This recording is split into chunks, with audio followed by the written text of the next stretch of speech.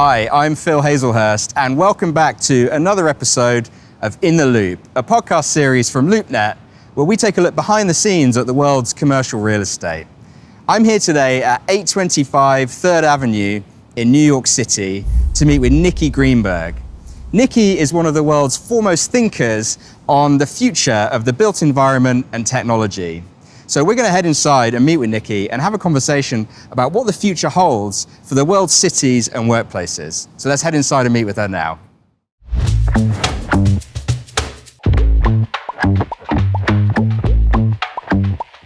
Hello and welcome to another episode of In the Loop. In today's episode, we're very lucky to be joined by Nikki Greenberg.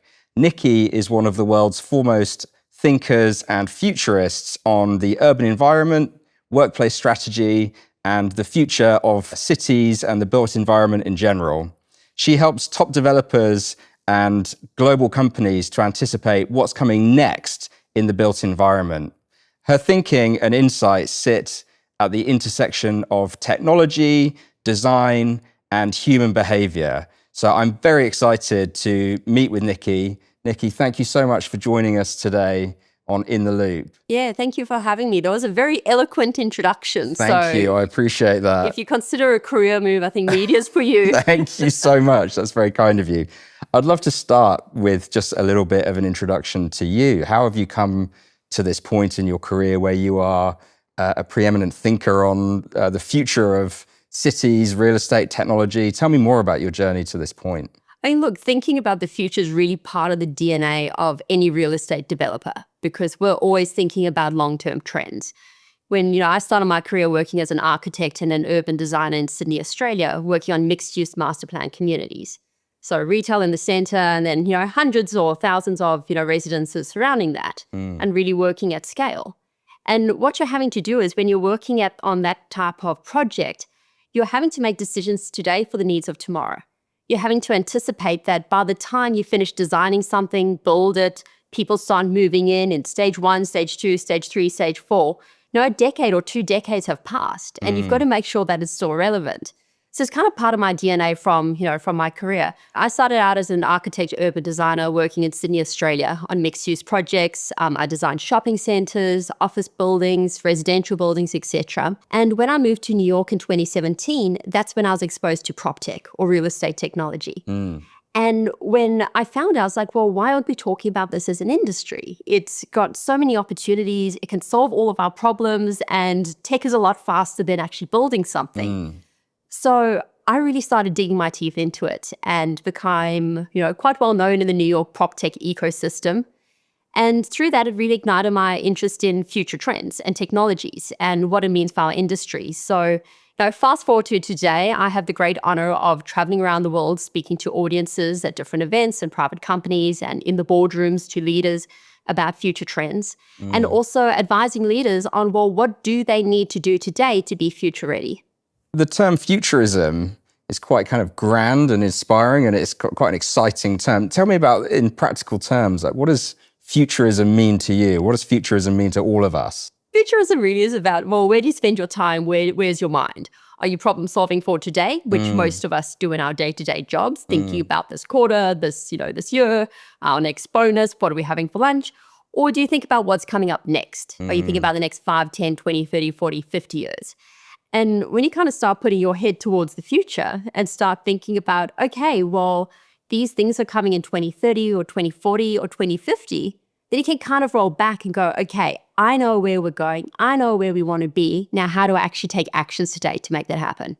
In a discipline like property development, construction, architecture, it must be quite challenging to split your mind between the here and now, the problems of the here and now, and the future, because so much of development project is about solving kind of today's situation. So how do you work with leaders, with businesses to help them to kind of get into the right mindset about thinking about the future? And you are correct. You need to work in both streams because there are the realities of running a business today and today's needs. But then there's also that longer term outlook. So when I work with leaders, what I'm basically saying to them is, look, I'm not here to talk about the today. You've got a lot of people focus on that. Let's actually map out what's coming and what that impact might be for you. And an example is, flying taxis or advanced air mobility. And understanding, in a similar analogy to the shopping center example that I gave you, going, okay, let's run this exercise of saying, we know that flying taxis are coming. There's a roadmap for them to come to different states. They're being tested out. There's been a lot of flights. There's a lot of data. It's coming. Don't know exactly when. Different goals and aims for different places in the country. So it's like, okay, let's try and understand. Let's run that thought exercise to say, if we get flying taxis tomorrow, where do we want to be? If we know that first routes are going to be from the airports to the CBD, how can we actually take advantage of that? What attributes do our buildings need to have? What kind of conversations do we need to start having with different, vendors, suppliers, people? How can we actually capitalize on this? And what does it mean for us? And actually start engaging with that conversation. So you're being 2 steps ahead of your competition because your competition's going, well, actually, we're just solving for today because that's what we understand, but we're not yet embracing the future because that is very unknown. So there's actually a competitive advantage for a business if they can orient themselves in this way of thinking more long-term, more ahead into the future.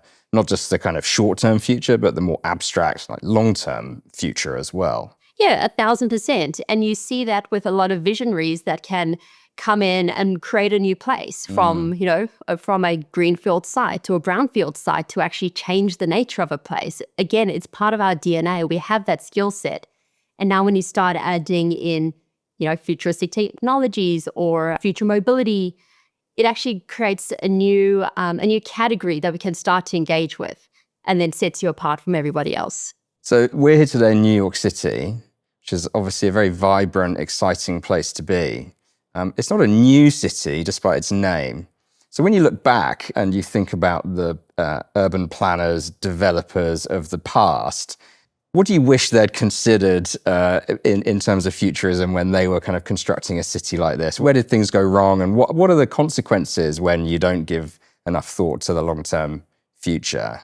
I mean, this is like the most complicated problem because I think for people that aren't in New York, they don't necessarily realize that when you're on the ground, just how chaotic and broken it is. Yes. And it's almost like despite that, it is still the greatest city in the world, despite its kind of, decrepit state and decay. And, I love it. I choose to be here. I choose to be here.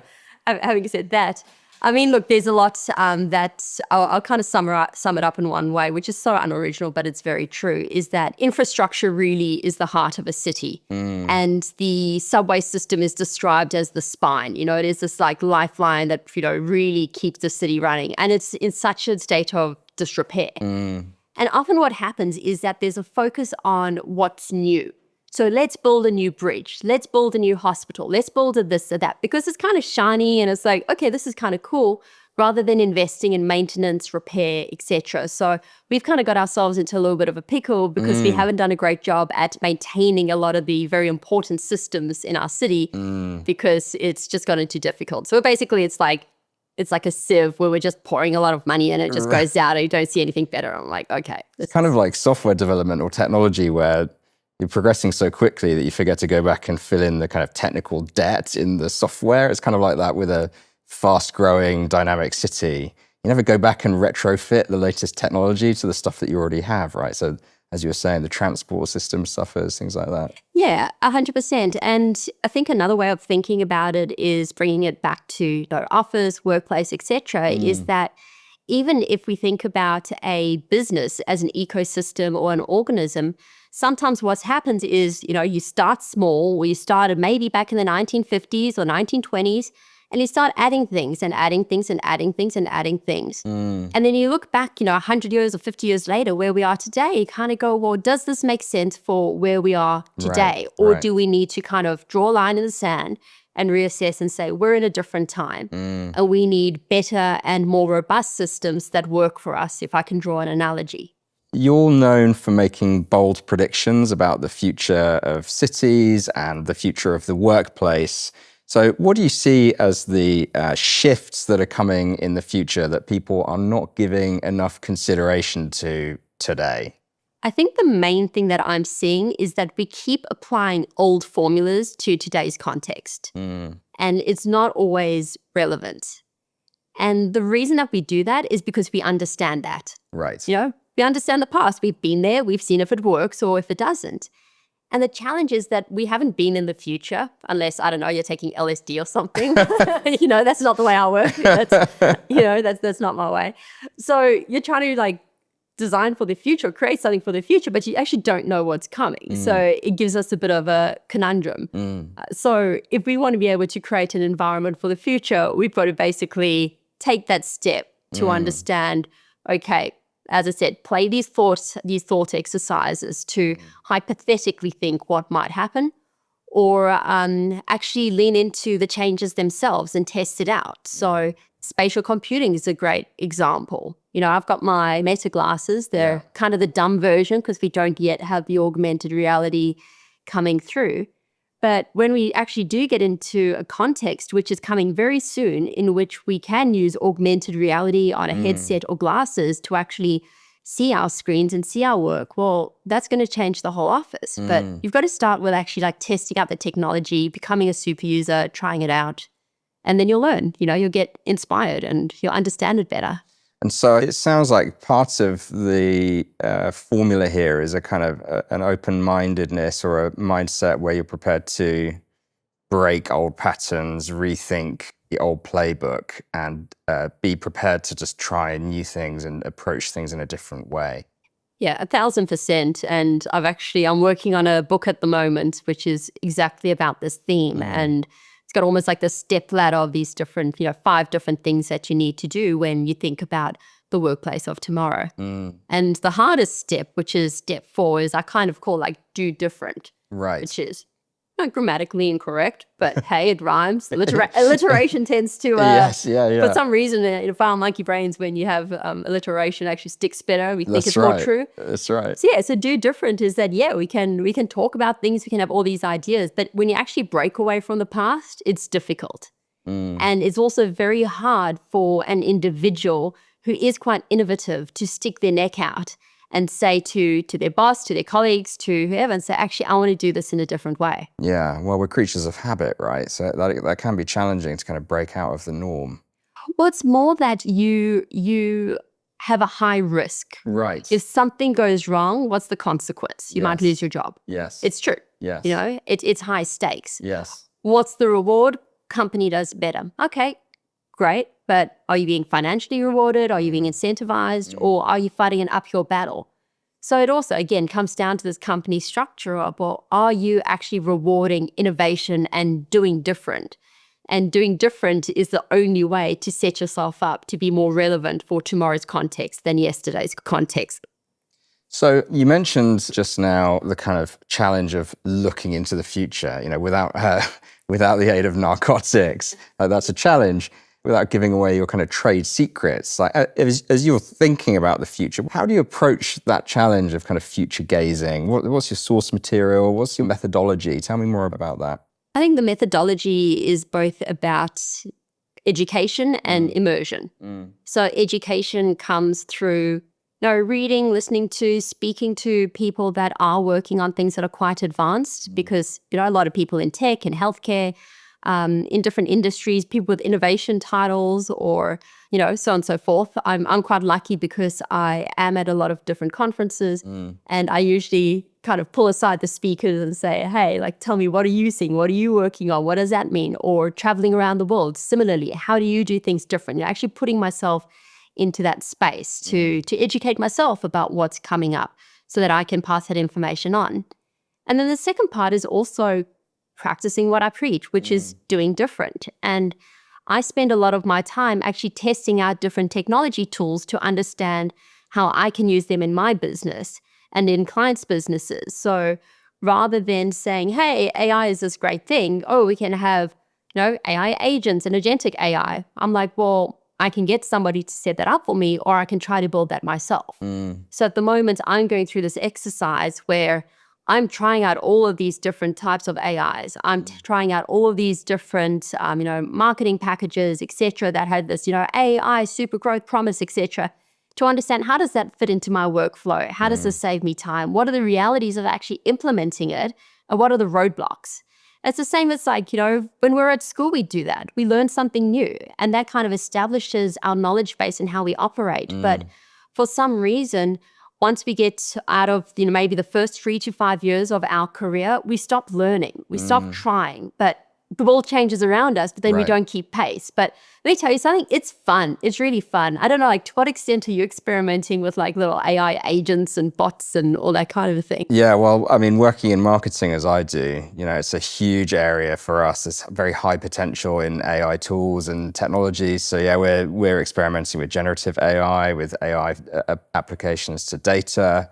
And as you say, the pace of change, if you're not moving with the times, then you get left behind very quickly. So I'd love to talk a little bit more about AI. Of course, it's a very hot topic at the moment. And we were discussing AI in the context of business generally. I wonder if we can bring that back to real estate, commercial properties, or the workplace, construction. What are some of the applications of AI that you're seeing in the industry that really excite you, that you think have a huge potential application in the future? I mean, AI is touching every job, every node, everything. I'm going to skip over some of the obvious stuff because you can use it for every single node of what we do for efficiency finding. We know that. And, something like AI is obviously great at doing, tasks that are very repetitive and dull. And we can kind of connect them up and streamline things. And I think a lot of us use it almost like that first level is, it can do some copywriting for me, write my emails. And it becomes this kind of search engine of, I can actually get enriched information and it can review a contract, and great, And the third kind of level is, how do you start using AI agents and connecting things up to start having more of an automated workflow? That's the kind of things that's coming through. So I'm kind of at that third level. The fourth level is where we all want to go, which is really this, grandiose opportunity of everything, of the what's possible. And if I can throw in some definitions, kind of where we are at the moment is called weak AI, which is where we get AI to do the types of tasks that we people can do, but it just does it quicker. Yeah. Because we taught it how to do our jobs. Like, great, let's outsource that to the AI and, go hang out on the golf course. It's great. Right. But but where we want to go is called strong AI. So strong AI is where AI can do the stuff that we can't do. Because it's this huge supercomputer, all knowledge, all knowing, etc. So strong AI is where we start to get into the predictive stuff. Rather than repeating stuff, it's the predictive stuff. So this is where you start bringing in information such as weather patterns, where you start bringing in things like, a geopolitical environment that's at the moment is happening with a lot of uncertainty.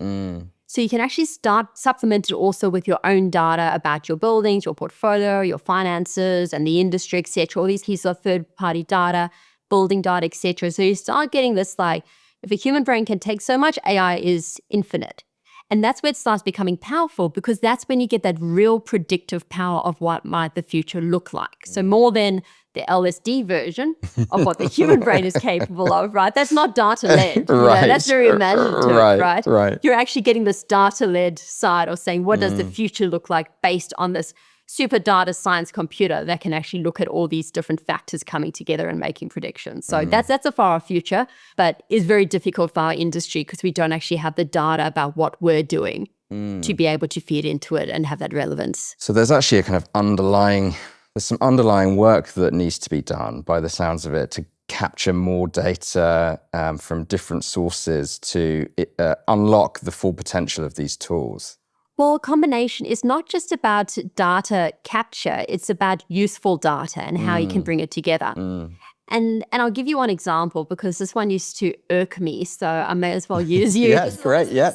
So what used to irk me is that at one of the shopping center projects I worked on, we had sensors across our shopping center. Right. And I always ask a lot of questions, especially when it comes to data, because I want to kind of drill down into, well, what does it mean? What does it mean? What does it mean? Let's get away from the generic. And what I ultimately found is that on a full shopping center floor plate, we'd have maybe 2 sensors that describe the entire floor plate. I'm like, but this place is huge. You're telling me, like, it takes me like 15 minutes to walk from end to end and we only have 2 sensors? Like, this data is garbage. Yeah. And this was like counting people. And I'm like, but it's garbage. It doesn't actually give us any information. Yes. So or we'd have a situation where the internet kept dropping out, which meant that we lost a lot of our data around people counting. So we only had about a 2% sample size that we're basing all of our company decisions on. And I'm like, but it's garbage. Yeah. So that's the problem. We can collect data, but we've got to figure out, is it useful? Is it the right kind of data? Is it in the right format? Yeah.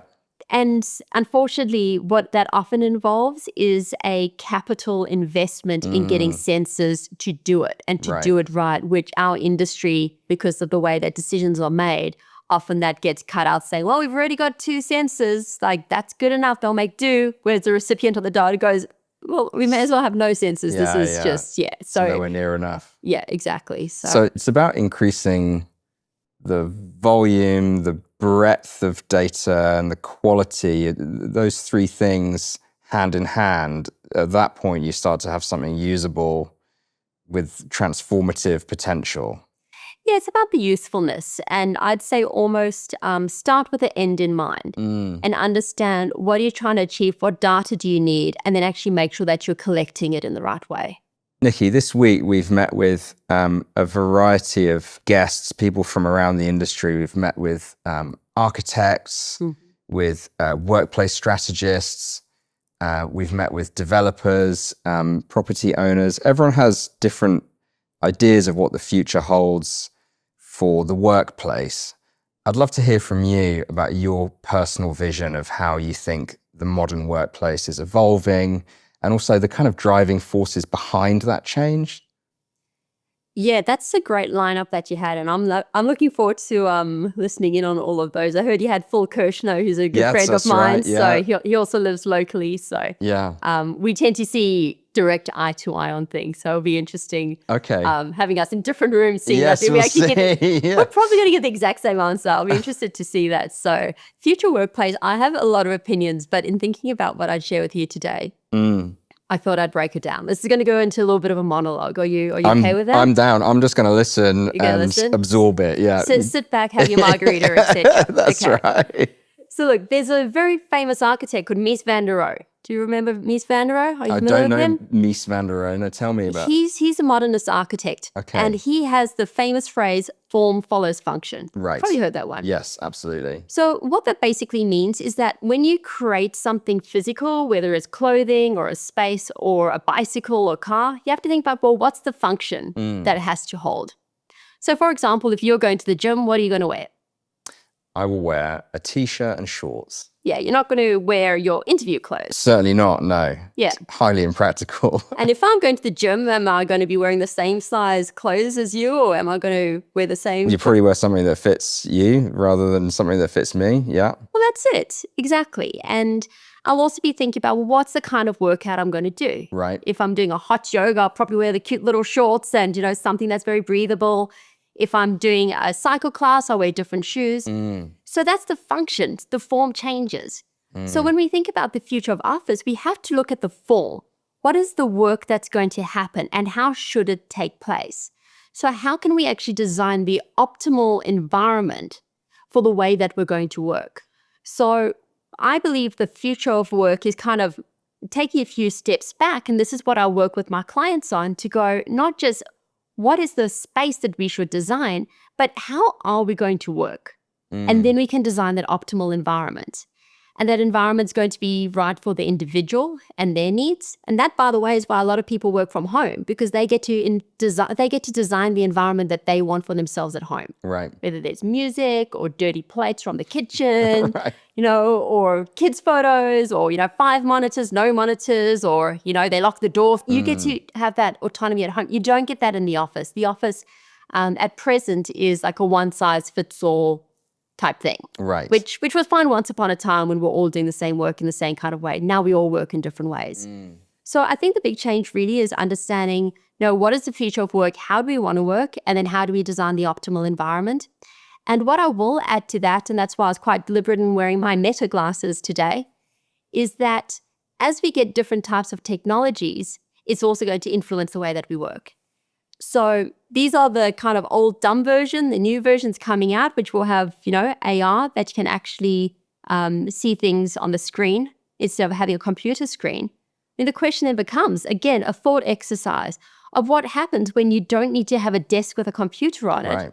When I can just walk around and I can already take phone calls and videos and listen to music and connect into AI and ask questions. I can already do that on my glasses. So what happens when I add a screen and I can just be walking around anywhere? I don't need a desk. Like, what does that work environment look like there? What is a conversation between a manager and somebody in their team? What does that look like when they don't need a screen? Or when you're collaborating and you don't have to be behind devices that can actually be like bloop, bloop, bloop, bloop, bloop, right? It seems like there's a trend towards much more flexibility and kind of multi-functionality, multi-purposeness in space, whereas the office of the past was much more structured and kind of binary. How do you see that? Yeah, I'd say so. And I'm going to be a little bit controversial / rude in a sense to some of the current workplace design solutions that I've seen coming out, is that a lot of like post-pandemic, a lot of the modern workplace solutions that I've seen have been surrounded, around collaboration spaces, which sound wonderful in theory. However, it's open plan. And it doesn't actually let the individual control their environment. So ultimately what we see is that if there are little private offices or phone booths, etc., individuals flock to those because they get to have that control of the environment. So if I can implore to anybody listening, it's create more opportunities for individuals to have ownership over their own environment, with private spaces that they can take ownership on. If they're going there, if they're always booked out, there's a reason for it. And then you've got to say, okay, if that's what people want, let's create the environment to let people have what they want. And like you say, it's about first understanding the types of work that people need to do and when and in what situation, and kind of working from that point backwards rather than creating a space and hoping that it will be used in the way that you intended. Yeah, and if you're getting an environment where you're finding, well, everyone's coming into the office and they're all getting into these phone booths, and they're just sitting on Zoom calls and not talking to each other, then you've got to take that step back. Defeats the purpose. Well, that's it. Yeah. And you've probably got to go, well, why are people just sitting in these phone booths and sitting on calls all day? Maybe we should have fewer meetings, or maybe we should have more opportunities for collaboration, or actually create a time and space that they do get to do that focused work, because that's the symptom of the problem. That's a reaction to the type of work. People are just trying to get their work done. They're not trying to avoid colleagues. They just want to get their work done efficiently and go home and enjoy their hobbies. So I think, I know I'm a broken record, but it does always come back to, what is the work that's happening? Take a look at that, see how you can get rid of the stuff that's maybe more solitary so that you do have more time for collaboration, so that these beautiful collaboration spaces can be used more. You started out in architecture, correct? So as somebody who started out in architecture and the process of designing the building itself, do you see that discipline has changed over the years to accommodate more of these kinds of factors that we're talking about now? It strikes me that there's been a big shift in the kind of understanding and engineering of the humans within the space rather than just the bricks. Yeah, well, there's the discipline of workplace design, which is, people that really live and breathe the stuff and are fantastic at it. The challenge is that often, even when they're presenting a new idea, it's met with an older mindset. So there's got to be a little bit of a conversation, and hopefully in time we'll get more case studies of successful offices that do things in a different way, to be able to bring more solace and comfort to the owners and developers that are creating the spaces, to say, to do different is actually better for us. But I don't envy them. I just support them. I support the innovative cheering them on. Yeah. So if we zoom out and we think about the office as a component of a modern city, and office is going through a lot of change at the moment, the working practices are going through a lot of change, but cities are going through a lot of change as well. So how do you see the modern or the future office within the context of the future city? I love that question, because you're actually weaving office into the context of the city, and the picture I get is really for it to be open in a bit of a forecourt situation. And we're sitting in a ridiculously nice office today. I've got to say, it's very ridiculously great. Yeah. But when we talk about the city, it's like, well, the city's out there. The city's beyond the windows. And maybe I'm a little bit biased because I'm Australian and we like to spend a lot of our time outside and with the doors open and the windows open. But I would love to see a context where there is a greater spillover between the indoors and the outdoors. that we can actually have more fresh air coming in, that we are actually interacting with the location more, that you are going out for lunch, that you're meeting people in the streets, etc. That kind of openness again. I think we lost that with the pandemic. Yes. And now we're all very isolated at home. But if we can have more offices like spreading out to actually enjoying the streets and going out and whatever, I think then that'll be wonderful. A term that I heard when I was talking to Phil Kirshner was permeability. Yeah. It's kind of exchange of energy, people between the world out there and the world in here. So I think that's kind of similar to what you're describing. Yeah, there's some great essays about thresholds. Right. One of them being by Louis Sullivan. This is going like way back. And, just kind of talks about what happens when you transition between one threshold or another, inside or outside, and who are you? What is your identity? It's like in the office, you might be buttoned up, but as soon as you step outside, it's like, I can relax. Right. So when you can actually break down these thresholds and, bring the outside in, you're outside of the box. You get to be more creative. So, see, I like Phil. I think we'll agree on that one. That's good. So you've spoken about placemaking, and placemaking is becoming a kind of ubiquitous phrase nowadays. What do you think is the role of the office in cultivating community, a sense of belonging? And particularly, how do you see that when there's also a trend towards hybrid work, which keeps people away from the office? We've got to think about, well, why are people coming to the office anyway? And it used to be you go to the office because that's where you get work done. And that's where you have meetings, etc. And we know now there's an alternative. You can work from home and you can have Zoom meetings. Okay, so that purpose is gone. So I'm going to use a little bit of an analogy because I like analogies, and I think sometimes we get stuck a little bit in our old way of thinking because we know the solution. So when we kind of shift into a different mode, sometimes it helps. Let's go back to the gym. Do you go to the gym, by the way? I do, not enough, Nikki, but I do go. All right. I'll leave you out of this one. All right. So I like going to the gym, and every Saturday morning I go to Equinox and I do a spin class with D Guns. Right. D Guns is amazing. I hate working out. I hate cardio. I hate being sweaty, but I go there every single Saturday without fail. I get off my lazy ass. I put on my workout clothes. I go there. I sweat it up, and I'm red-faced for like another 3 hours that day, but I do it. So I'm like, okay, he brings me there every day. What's going to bring people to an office, right? So what are the things that bring me to his class? That sense of community. Everyone in the room, we're there towards a common purpose. We see the same faces. We're collegial. But more than anything, it's about that captain at the front of the class, D Guns. He's this ultimate motivator. He puts in a 500% effort every time. I show up because he shows up. Yeah. And he motivates. Yeah. No, let's bring it back to an office environment. When you come in and you see your manager, are they, maybe not your manager, a hypothetical manager, are they this like ultimate motivator, like, yeah, you're going to give your 500%, you're going to set it up, blah, blah, blah. Most people don't actually have that. A lot of the time you come in and you say, hey, manager, hey, guys, okay, all right, I'm going to sit down. So I think part of it is, yes, it's this physical environment. We can create this like beautiful place that we want to go to, that we get to go to, with this wonderful environment. But I think a lot of it is really about leadership, management, etc., stepping up, being visible, showing up, talking to people, inviting them in. I know some CEOs, what they would do is on a Friday afternoon, they'd come in and they would just hang out in the kitchen. And anyone that came into the kitchen, they'd like call them over and say like, hey, what are you up to? Like, let's chat.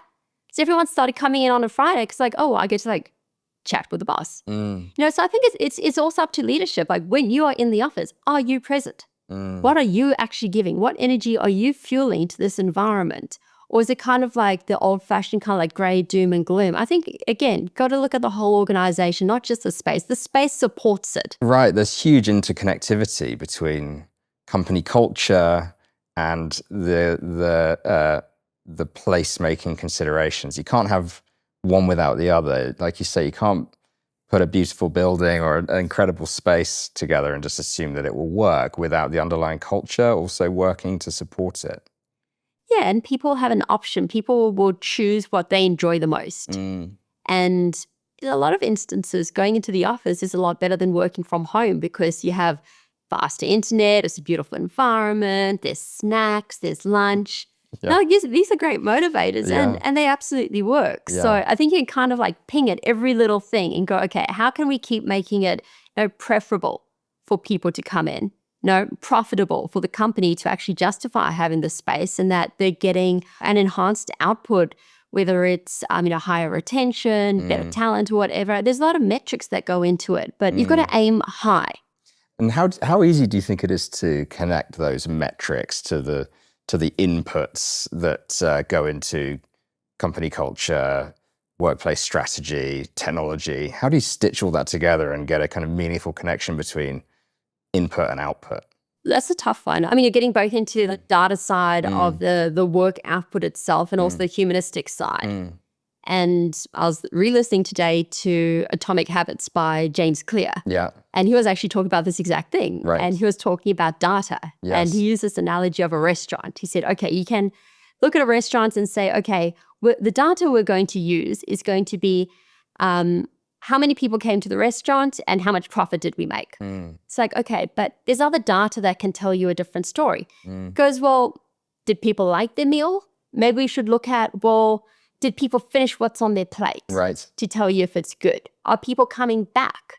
Etc. So you can start using different metrics. You can look at obvious ones like how many emails did people respond to, or did they meet their deadlines? Did they meet their KPIs? Blah, blah, blah, blah, blah. There's external factors. But you can also look at what is the tone of people's emails. There's software that can do that. Yeah. You can look at what is the interactions between different people. There's their sensor technology. They've run experiments putting it on people to see how much time they actually were in physical proximity and talking to each other. Are you actually increasing that? You can measure these things. But of course, there's environmental things and weather conditions, etc., that you have to take into account. But I think it's not just about the obvious metrics, but sometimes there's more humanistic metrics that you can start to look at that can give you some answers. Or you can ask people.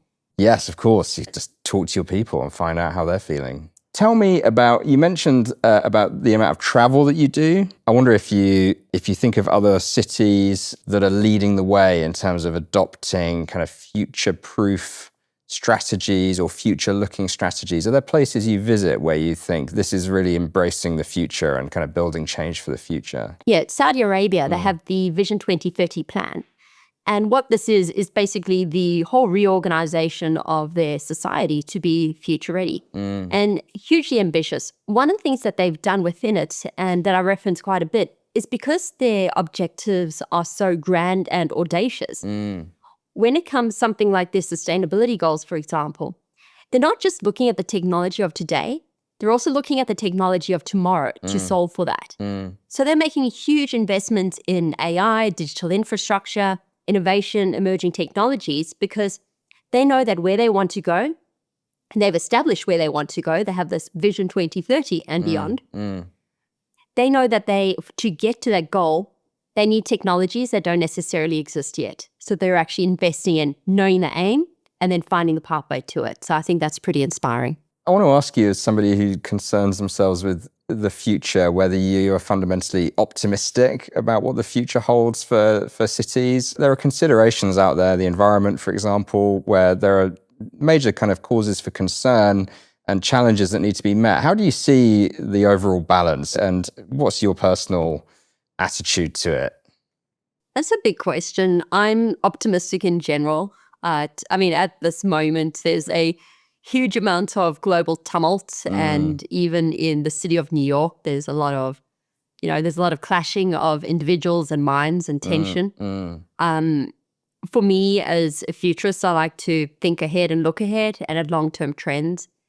The reality is that as human beings, we are invested in making a better society, and the pathway there tends to be quite tricky. Throughout history, we've gone through different changes. We've gone through volcanoes and cities on fire and wars and societal change and leadership change. We've been through everything before, and we tend to, as each generation comes through, things tend to get better. So when it comes to cities, I do believe that cities generally have a future. Not all cities are the same, so I'll take a step back and say that. But generally speaking, that, yeah, we do have challenges. We do have challenges like affordability or climate change or aging infrastructure, and different cities have different challenges. But I think ultimately the people within them are all working towards a common goal. And it really takes vision from leaders to say, let's not just look at what's popular today, but let's actually do the hard work towards the future that we want to have. And attached to that, what I will add is that at the moment in New York, congestion pricing is very contentious. Yes. So it comes in and goes out. I'm biased because I don't have a car and I don't have kids. I'm not mobility impaired. Right. When I had a car in Australia, I sold it because I didn't use it. So I will say I'm biased in this regard. Yeah. So I'm in favor of it because I would love to see fewer cars on our streets, less congestion, and the enablement of better public transportation on our streets, coupled with a better environment for pedestrians on the sidewalk. Yes. Because of less congestion, we can flow out in the streets, etc. Right. But my proof point attached to that, which I think you might be able to relate to, and I'd like to hear your perspective on it, is the City of London. Sure. And just how transformative bringing in congestion pricing was for London. And I've seen through the past decade or two how much it's transformed from being this, dirty, congested. Even the buildings were just grey with pollution. Yes. And now you go downtown and it's walkable and it's wonderful and there's more community and more things happening outdoors. And I want that to come to New York, but that change is hard. I mean, what's your perspective? Well, I think, first of all, you'd have to be crazy to drive in London anyway, given how hard it is to drive there. But yes, I remember when the congestion charge came in London, and I was very in favour of it. I think that the upsides are significant. The impact on air quality, pollution, obviously very significant. But also, you're right, like traffic on the streets is taking up space where pedestrians could be instead. And a common thread through many of the conversations that we've had in this series has been about the need to kind of focus on the people within the space and their experience. And I think that traffic diminishes that. So yeah, I'm pretty in favor of anything that will cut it back and make more space for people rather than vehicles. Yeah. And certainly in London, I think it had that impact when the congestion charge came in. When we're thinking about the future of our downtowns, especially those that have been adversely impacted by COVID or other things, that they're not thriving as they once had. And this is very much an urban design principle, and there's this great phrase, which is the city is its streets. And that's where people interact. So if you can take the roads, the sidewalk, the frontage on a building, which is our industry's thing, if you can solve for that and make this beautiful, safe, vibrant environment, then the offices will fill out. Right. Because that's the space we spend outside in the city. It's less so in the subway stations, less so in private spaces. That's what we need to solve for. Just fix the streets. And we're having that a little bit with New York. We have a lot of construction sidewalk, what we call sidewalk sheds, which are atrocious. It's a whole battle, whatever. But that also destroys the quality of the streets. Right. So, once less traffic, less sidewalk sheds, safer environment, more plus, etc. Fix the sidewalks, and then you'll have a vibrant city again. So, Nikki, before we wrap things up, I've been asking every guest the same 3 quick-fire questions to wrap things up. So I want to ask you these questions. First of all, what's your favourite city on the planet? New York. New York. It's been a popular answer. You're going to have to ask second favourites. And tell me why. What is it about New York that makes it your favourite city? Oh, it's vibrant. You get access to the best of everything and everyone, and it pushes you to be better and bolder and amazing. Yeah. So we just talked a little bit about this, but my final question is, what would you do to improve New York if you could? Improve the streets. Yeah. Yeah. Well, on that note, I want to just say thank you very much, Nikki, for your time. And it's been a really interesting and insightful conversation. And particularly, it's tied together many of the threads that we've explored in the rest of the series. So I do appreciate that. And I look forward to seeing your predictions of the future come to fruition. So thank you very much for your time. Great. Thank you for having me. It's been an absolute delight. Thank you all for joining us for this series of In the Loop, a podcast series from LoopNet exploring the stories, ideas, and people of commercial real estate. And thank you again to our guest, Nikki Greenberg. Nikki, thanks again for joining us, and I do appreciate all your time and insights. Thank you. So thank you. We don't want you to miss an episode, so don't forget to subscribe to our YouTube channel or follow In the Loop on Apple Podcasts, Spotify, or wherever else you listen to your podcasts. And while you're there, leave us a review and a rating, and don't forget to recommend the show to a fellow commercial real estate geek.